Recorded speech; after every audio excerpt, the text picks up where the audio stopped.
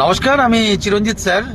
তো পশ্চিমবঙ্গের প্রত্যেকজন স্টুডেন্ট যে যে বিভাগে প্রিপারেশন নিচ্ছেন না কেন, তো প্রত্যেকের উদ্দেশ্যে ভিডিওটা আমার বার্তা থাকলো, তো একটু ভালো করে শুনে নেবেন।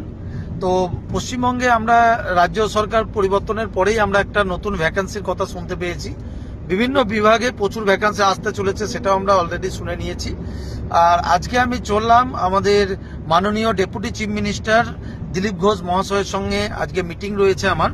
তো আজকে প্রত্যেকটা ভ্যাকেন্সি, বিশেষ করে আমাদের পুলিশের যে সমস্ত কনস্টেবলের রেজাল্ট আটকে আছে, তো সেইগুলো যত তাড়াতাড়ি ছাড়ে, এবং তার সাথে আমাদের প্রাইমারি আপার প্রাইমারি যে নতুন ভ্যাকেন্সি কত আসতে চলেছে, কবে ভ্যাকেন্সি ছাড়তে চলেছে, পঞ্চায়েতের নতুন যে 6,500 বিজ্ঞপ্তি সেটাই বা কবে প্রকাশ করবেন।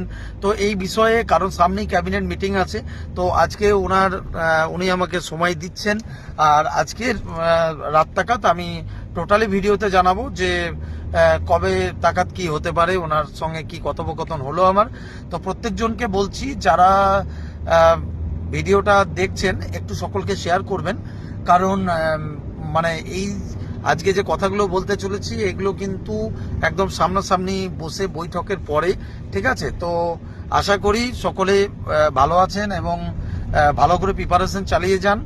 আর পরবর্তীতে কি ভ্যাকান্সি আসছে না আসছে এবং রেজাল্ট কবে নাগাদ কি, এবং তার সাথে এনআইএস প্রার্থী যারা রয়েছে, আমাদের এনআইএস প্রার্থীদের অলরেডি একটা ওদের প্যানেল কিন্তু, যেটা কোর্ট মান্যতা দেওয়ার পরেও কিন্তু আগের সরকার নিয়োগ করেনি, তো তাদেরও কিন্তু যাতে যে নিয়োগটা করাই খুব তাড়াতাড়ি, তো সেই বিষয়েও কথা হবে। তো ডেফিনেটলি আজকে আমি বেরিয়ে পড়েছি, অলরেডি রোডে আছি এখন। তো পৌঁছাতে আমাদের অনেকটাই সময় লাগবে, প্রায় 6-7 ঘন্টা লেগেই যাবে। তো যাই হোক, প্রত্যেকজন ভালো থাকবেন, ভিডিওটা একটু শেয়ার করে দেবেন, আর রাত্রের মধ্যে আমি টোটালটা জানিয়ে দিচ্ছি।